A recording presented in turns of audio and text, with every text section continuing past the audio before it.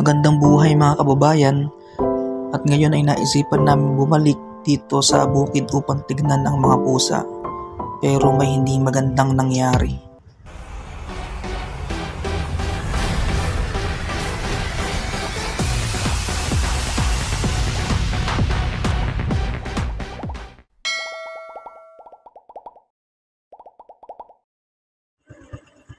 Ayun na nga mga kababayan, pinaghanda namin sila ulit na makakain ang mga pusa na nakita namin dito.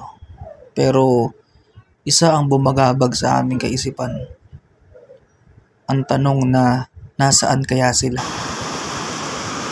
Sa lakas ng tubig sa irigasyon, mayroon kaming kaisipan na baka napunta sila sa tubig, o yung kinakatakot namin na nasagasaan sila ng mga sasakyan na dumaraan dito.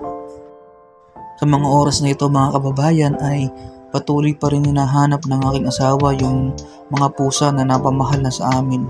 Sulok ng bukid na ito, patuloy namin silang hinanap, ngunit hindi namin sila matagpuan sa gawing ito. Kaya pinagpasyahan namin na hanapin namin sila sa ibang lugar.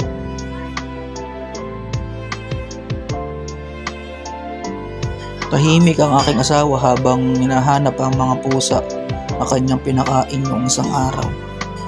Ramdam ko ang lungkot sa kanyang mga mata at ramdam ko ang lungkot na kung saan ay bumabagabag sa kanya. Pero ganun pa man, andun pa rin yung pag-asa na makita namin dito yung mga pusa.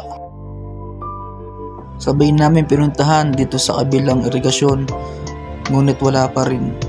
At ayun na nga mga kababayan, pinuntahan na rin namin doon sa lugar na kung saan doon namin sila pinakain.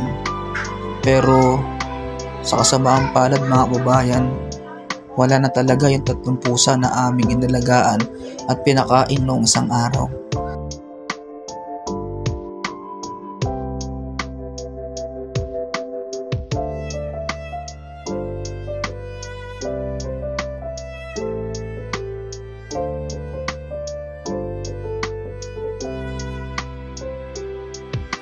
Pero sa patuloy naming paghahanap mga kababayan, ay meron kami natagpuan na 3 pusa din. At yun na nga, bilang pagpapasya ay sa kanila namin ipinakain yung dala namin pagkain para sa 3 pusa. Natutuwa kami na nalulungkot dahil nawala yung 3 pusa na aming nakita noong nakarang araw. Pero sa pagpunta namin dito at paghahanap sa kanila, ay mayroon kaming 3 pusa ulit na natagpuan. Kaya naman dito namin ibinigay ang aming atensyon at ang dala namin pagkain at inumin para sa kanila.